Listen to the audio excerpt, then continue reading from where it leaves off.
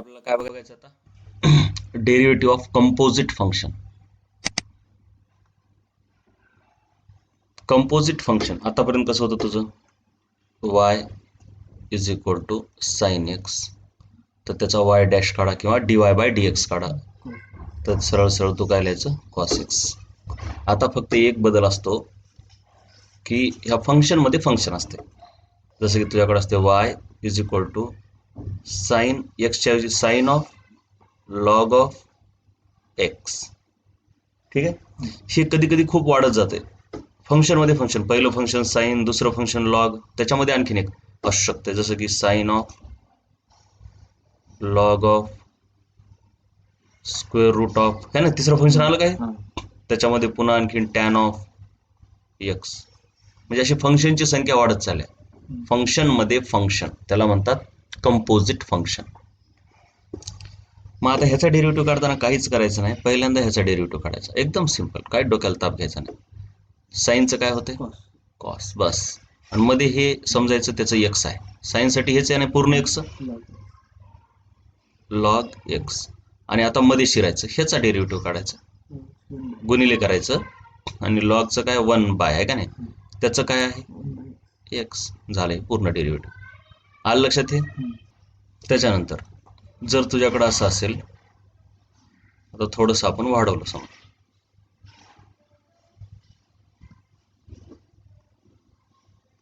y is equal to sine log root x. ठीक आहे, तर तू मध्ये मध्ये जायचं, साईनचं काय होतंय कॉस, त्याला अगोदर लिहून घे. त्याच्यासाठी एक्स काय एवढा आहे पूर्ण लॉग अंडर रूट एक्स गुणिले, आता ह्याचं काय होतंय मल्टिप्लाइड केलं लॉगसाठी 1 बाय, त्याचं एक्स काय हे रूट, आणि त्याच्यानंतर आहे रूटवाल्याचा डेरिव्हेटिव्ह काय तो 1/2 रूट एक्स. रूट एक्सचा डेरिव्हेटिव्ह डायरेक्टली पाठच असतो की 1/2 रूट एक्स. म्हणजे तुम्ही रूट एक्सचा डेरिव्हेटिव्ह कसा करता, एक्स रेस टू 1/2 ठेवता ना, एक्स रेस टू 1/2 ठेवल्यावर काय होते त्याचा derivative 1/2 x raise to 1/2 minus 1 आहे का नाही, म्हणजे काय होतंय 1/2 एक्स रेस टू मायनस 1/2, म्हणजे मायनस 1/2 काय होतंय 1/2 आणि एक्स रेस टू 1/2 म्हणजे काय होतं 1/2 रूट एक्स, 2 रूट एक्स आहे का नाही, म्हणून डायरेक्ट केलं. त्याच्यानंतर आता पुन्हा एक असं करूया, sine of log of root of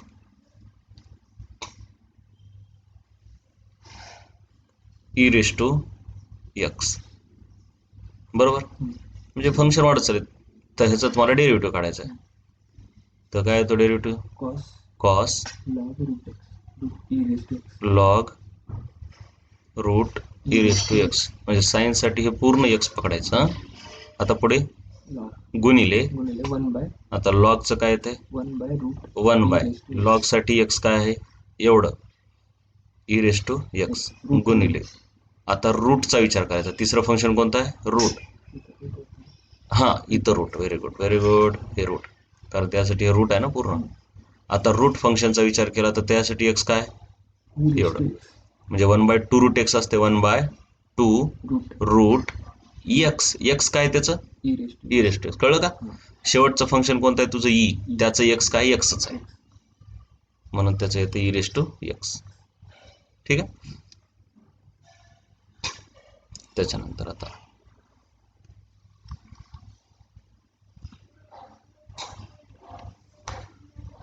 y is equal to root of 3x plus 5. पहिलं फंक्शन कोणतं आहे रूट, रूटसाठी काय असते 1/, त्यासाठी एक्स काय हां 1/2 रूट एक्स, एक्स काय रूट नाही, एक्स काय त्याचं रूट, हे फंक्शन झालं, त्याचं एक्स काय 3x प्लस 5 झालं, गुणिले दुसरं फंक्शन, पुढचं फंक्शन हे आहे, हे पण एक फंक्शनच आहे ना, मग त्याचा डेरिव्हेटिव्ह, त्याचा डेरिव्हेटिव्ह काय तो 3 येतो, झालं. ह्याचं काही डेरिव्हेटिव्ह काढायची गरज नाही. त्याच्यानंतर तुझ्याकडे आहे y is equal to root of sine square x. ठीक आहे, पहिलं कोण आहे? रूट. फंक्शन कोण आहे? रूट. त्याचं असते 1/2 रूट एक्स. एक्स काय रूटवाल्या फंक्शनसाठी रूट एवढा आहे. दुसरं फंक्शन काय पुढचं? साइन आहे का स्क्वेअर आहे? नाही, साइन स्क्वेअर कधीच फंक्शन नसते. एक तर साइन असते किंवा स्क्वेअर. साइन वेगळं, स्क्वेअर वेगळं. ऍक्च्युली हे असं असते बरं का, माहित नसेल तुला. साइन स्क्वेअर एक्स म्हणजे साइन एक्सचा होल स्क्वेअर असते. मग आता रूटच्या नंतर कोणतं फंक्शन आहे? स्क्वेअर. आता ते रूट आणि हे कॅन्सल झालं असतं, पण मग आता सांगायलो मी.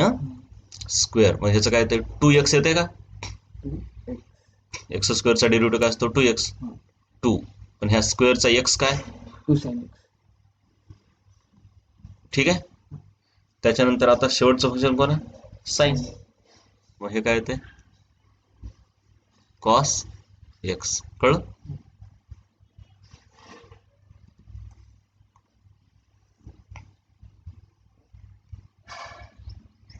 फक्त फंक्शन पहिलं कोण आहे कळलं पाहिजे.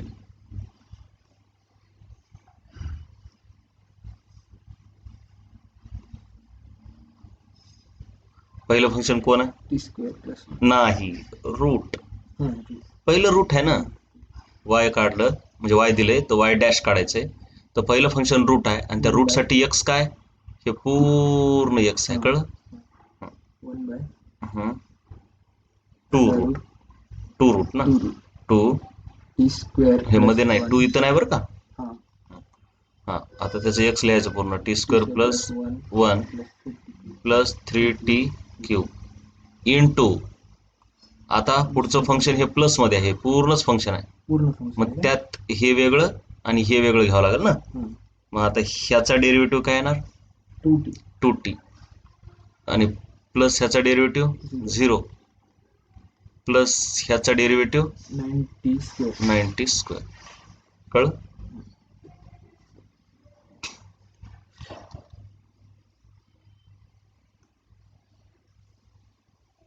आता ते दिलेलं आपण घेऊ. तुला फंक्शन अंडर रूट आहे सर्व, आहे का नाही?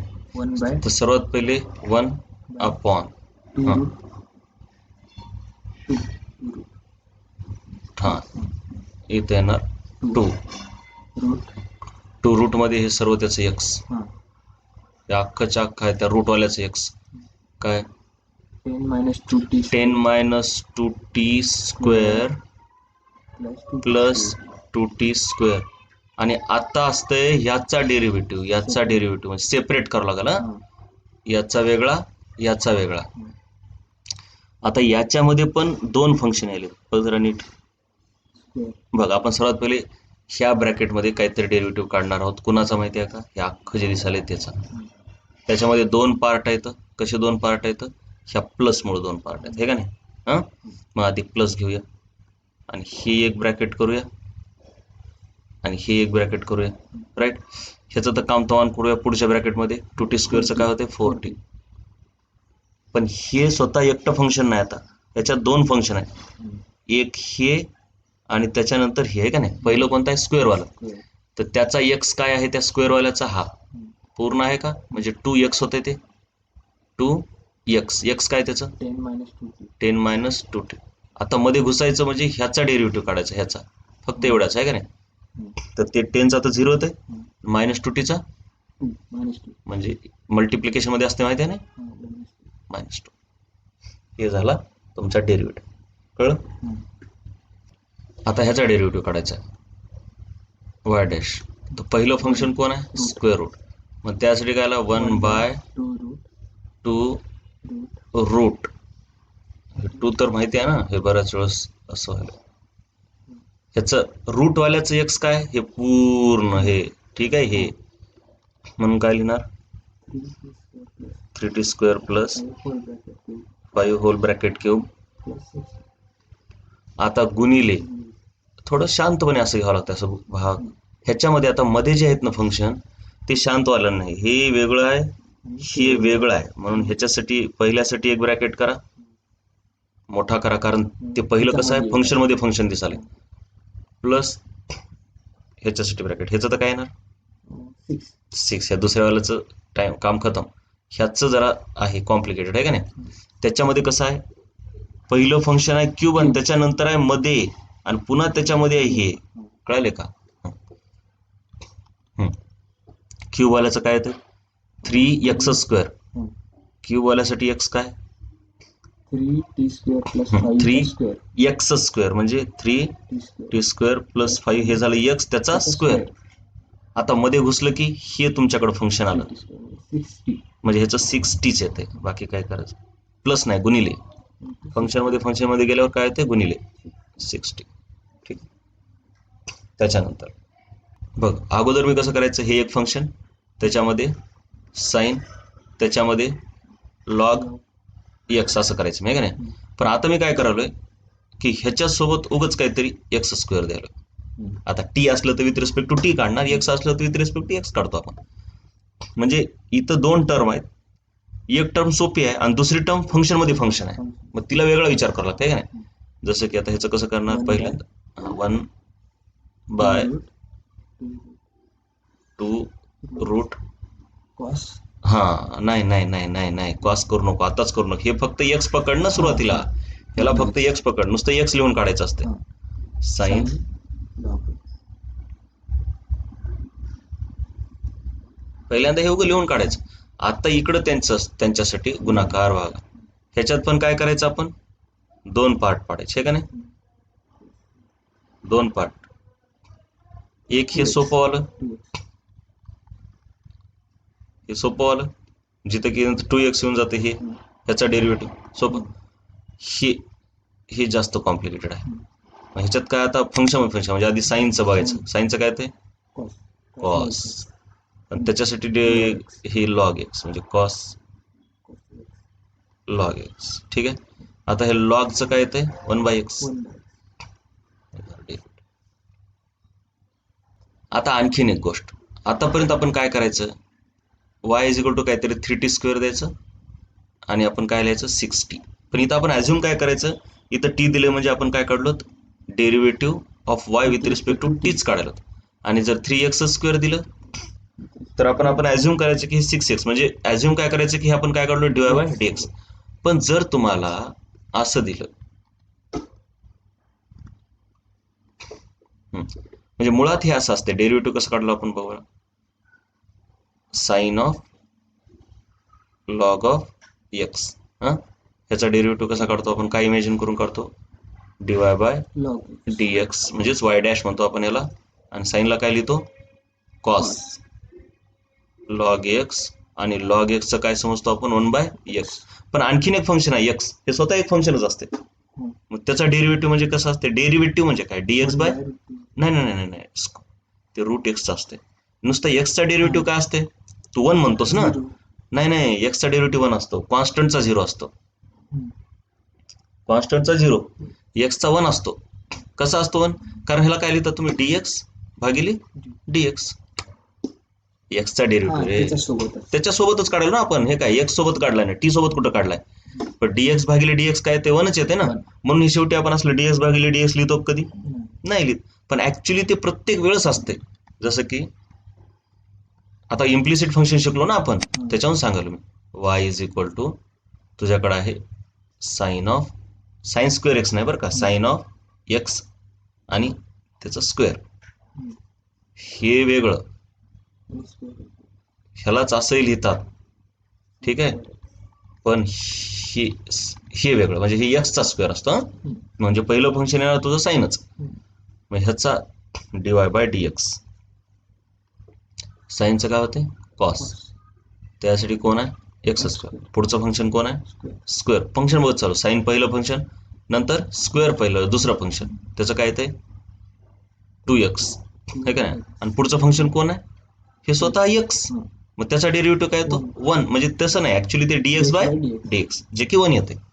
पण समज ह्याला मी dy/dt काढा म्हटलं, dy/dx ची काय काढा म्हटलं dy/dt, काय काढायला म्हणलं dy/dt. तर त्यावेळेस काय येते मग साईनचं पहिल्यांदा कॉस, त्याचं तर गप सेम करायचं x².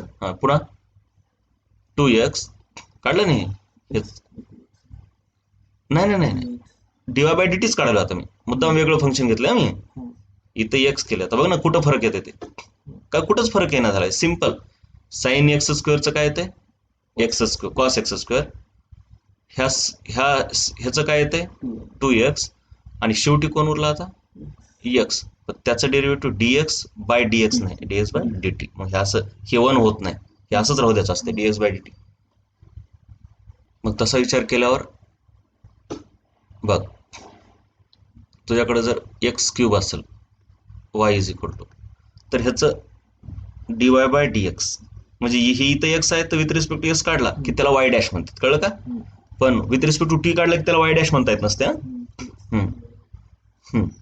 हे येते 3x स्क्वेअर आणि dx बाय dx पण ते आपण लिहितो का आतापर्यंत लिहिलेत कधी नाही मग ते लिहायची गरज नाही कारण ते वन येते पण तुला y is equal to x cube केलं दिलंय आणि म्हणलंय काय dy बाय dt काढा एक तर सर्वात पहिल्याला y डॅश म्हणता येत नाही कारण इथला व्हेरिएबल वेगळा आणि हे डिफरन्शिएट करणारा वेगळा असला की त्याला y डॅश म्हणता येत नसते ठीक आहे त्याला dy बाय dt असंच लिहावं लागतं त्याचं काय उत्तर आहे त्याचं पण 3x स्क्वेअरच येते फक्त पुढे काय येते dy बाय dt नाही नाही नाही y नाही x शेवटचं फंक्शन कोण आहे बघ पहिलं फंक्शन आहे क्यूब पहिलं फंक्शन काय क्यूब म्हणून त्याला काय केलं असतो 3x स्क्वेअर पुढचं फंक्शन कोण असतं x हे x ला आपण फंक्शन मानत नाही पण असतंय ते त्याचं काय येणार मग dx बाय dt त्याचा डेरिव्हेटिव्ह काढावा लागला ना कुणाचा डेरिव्हेटिव्ह म्हणजे काय असते डी बाय dt असते मग हे dx बाय dt कटतंय का असं मग त्याला तसंच राहू द्यावं लागते त्याचं सांगतो मी काय कुठं काम आहे ते पहिल्यांदा फक्त आधी समजून घे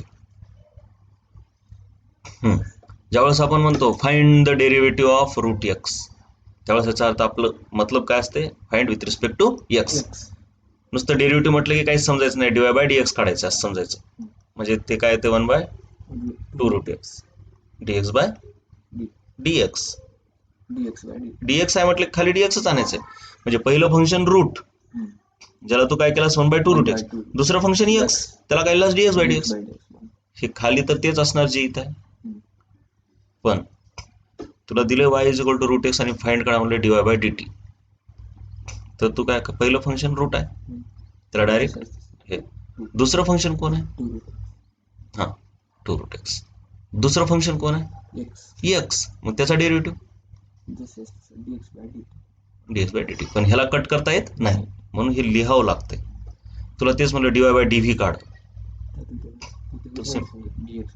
1 बाय रूट एक्स फक्त इथं काय येणार dx बाय dv बरं त्याच्याऐवजी तुला असं दिलंय y is equal to root t बघ जरा नीट 1 बाय 2 रूट टी आणि ह्याचा तुला dy बाय dx काढायला लावलाय म्हणजे हे वेगळं झालं ना मग पुन्हा ह्याला काय करावं लागतं 1 बाय 2 रूट टी नाही dy नाही रे dx बाय dt हे बघ हे पहिलं फंक्शन झालं त्याला तू लिहिलं असं दुसरं फंक्शन कोण आहे टी मग काय ना dt बाय dx उलट येणार ना कळलं का तुला आता काही दिले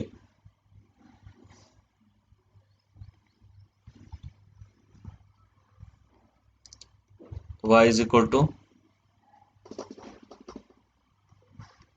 साइन एक्स स्क्वेअर आणि ह्याचं काढायचं तुला dy बाय dt काढायचं नाही dy बाय dp काढायचं तो आधी गप करत राहायचा आपल्या पद्धतीनं हा काय येणार कॉस 2x आधी ह्याचं एक्स स्क्वेअरच पकडा ना आहे का नाही ह्याचं एक्स म्हणजे पूर्णच पकडायचं आणि त्याच्या सरतच राहायचं पुढे आता हे फंक्शन आहे का नाही 2x होईल आता फंक्शन कोण आहे शेवटचं एक्स त्याचं काय dx बाय dt कळलं आता हे कुठं काम आले ते बघावं लागेल एका पार्टिकलची व्हेलॉसिटी दिली v is equal to 3x square where x is displacement find the acceleration of the particle at x is equal to 2 acceleration कसं काढतो तू व्हेलॉसिटी पासून dv बाय dt हा मग तू काय करणार इथं dv बाय dt इकडचं डिफरन्शिएशन केलं म्हणजे इकडचं करावं लागेल पहिलं फंक्शन काय स्क्वेअर 3 ला तर तू बाहेर घेतोस मग हे 3 दोन्ही 6x लिहून टाकतोस गडबडीत पण चूक झाली कारण इथं डिफरन्शिएशन कोणासोबत करायलो टी सोबत करायलो बरोबर आहे का मग म्हणजे माझं शेवटचं फंक्शन कोण आहे dx बाय dt ते विसरायचं नाही हे आपण लिहित नाही का नाही ते जर इथं टी असलं असतं टी स्क्वेअर तर तिला ह्याची गरज बी पडली नसते dt बाय dt. जे की आपण सहसा करतो असं. व्ही कशाच्या रूपात दिलं असते? टीच्या रूपात दिलं असते. सहसा कशाच्या? टीच्या रूपात दिलं असते का? सहसा टीच्या रूपात दिलं असते. V is equal to 3t². Find acceleration. तुम्ही सर्व काय करता? डेरिव्हेटिव्ह 6t लिहिता आहे का नाही? पुढे लिहित बसता का? नाही, कारण ते dt बाय dt लिहिण्यात मतलब नाही. पण इथं x आहे आणि इथं विथ रिस्पेक्ट टू t आहे, म्हणून हे dx बाय dt लिहावं लागतं. मग आता कसं होतं? 6x आणि ह्याची व्हॅल्यू काय? पण हे आहे ना याला मतलब. dx बाय dt म्हणजे काय असते? व्हेलॉसिटी. बरोबर का? मग आता मला हे ऍक्सेलरेशनचा फॉर्म्युला भेटला असा. मग आता मी काय करणार? x इज इक्वल टू 2 ला ऍक्सेलरेशन काढायचे, बरोबर का? पण व्हेलॉसिटी इज इक्वल टू काय? 3x² आहे का? मग एकतर मी इथे x इज इक्वल टू 2 टाकून व्हेलॉसिटी काढून घेतो, किंवा सरळ ह्या फॉर्म्युल्यामध्ये टाकतो 6x आणि व्हीचा फॉर्म्युला काय? नाही नाही, ते तर आहे, पण इथं दिलंय ना हे काय? म्हणजे मला काय x ची व्हॅल्यू टाकली की ऍक्सेलरेशन काढायचंय ना, म्हणून मी ह्याला x च्या रूपात कन्वर्ट करतो ना. नाही तर व्ही काढून घेतो इथे x टाकून. एक पद्धत अशी आहे ना. जर मी व्हीच काढलं, v at x is equal to 2 काढलं, तर काय येते? 3 × 2² म्हणजे 4×12. मग ही 12 व्हॅल्यू मी इथं टाकू शकतो, बरोबर का? पण तसं करण्याच्या ऐवजी मी काय करतो? एक फॉर्म्युलाच तयार करून घेतो, जेणेकरून कोणत्याही x साठी मला काढता येते. माझ्याकडे काय आलं? 6x × v आलं. मग व्हीच्या ठिकाणी मी काय ठेवणार? हा 3x² ठेवणार. मग माझा ऍक्सेलरेशनचा फॉर्म्युला काय येतं? सायंत्रिक 18x³ आहे का नाही? सायंत्रिक 18 आणि ही x³. हा x² आणि x काय होते? x³. म्हणजे हे 18 गुणिले, आता ऍक्सेलरेशनचा हे जनरल फॉर्म्युला झाला. मला कुठं काढायचं आहे? x इज इक्वल टू 2 ला. तर x इज इक्वल टू 2 ठेवलं मी. 18 गुणिले 8 आहे का नाही? जे काही 144 मीटर पर सेकंद स्क्वेअर. हे झालं. कसं ह्याचा वापर कसा होते कळलं काय? त्याच्यानंतर फिजिक्समध्ये बऱ्याच वेळेस सोडवताना हे खूप जास्त वेळेस लागते. आपल्याकडं बऱ्याच वेळेस येते dv बाय dx येते, आणि आपल्याला बऱ्याच वेळेस काय पाहिजे? dv by dt, ds by dt माहित असते. बघा, dv बाय dt हे फेमस आहे ऍक्सेलरेशन, आणि dx बाय dt फेमस आहे व्हेलॉसिटी. हे आणि हे जमते, पण कधी कधी हे येते इक्वेशन मध्ये आणि त्याला मग ह्याच्यात कन्वर्ट करावं लागते. ते अति कामाचं आहे. कसं कन्वर्ट करायचं? dv बाय dx आहे तुझ्याकडं, राईट? म्हणजे आपल्याला t सोबत डेरिव्हेटिव्ह माहिती आहे ना याचा, पण x सोबत नाही ना. मग ह्याला काय लिहायचं? dv बाय, बघ मी काय ऍडजस्टमेंट करायलो, dt into dt by dx. बरोबर काय केलं मी? हे dt कॅन्सल झाल्यावर dv बाय dx होते का? म्हणजे एक ऍडजस्टमेंट केलं मी, आहे का नाही? बरोबर का? मग हे काय झालं तुझं? ऍक्सेलरेशन झालं. आणि हे काय झालं? 1 बाय व्हेलॉसिटी झालं, कारण dx बाय dt म्हणजे व्हेलॉसिटी आहे. dt बाय dx म्हणजे मग आता बघ तुझ्याकडे हे आलं. बघ आता, मग आता हे व्ही ला जर मी इकडे गुणाकारात, म्हणजे हे इज इक्वल टू काय तुझं? dv बाय dx आहे ना. हा, मग व्ही ला इकडे गुणाकारात घेऊन जातो आणि ह्या dx ला इकडे घेऊन येतो, आणि व्ही ला इकडे घेऊन जातो, आहे का नाही? तर काय येते? a dx is equal to v dv. हे अति कामाचं आहे. नसेल तर सरळ dv by dx is equal to a by v. हे खूप कामाचं आहे, सतत लागते डिफरन्शिएशन मध्ये जर चांगले प्रॉब्लेम करायचे झाले. ठीक आहे.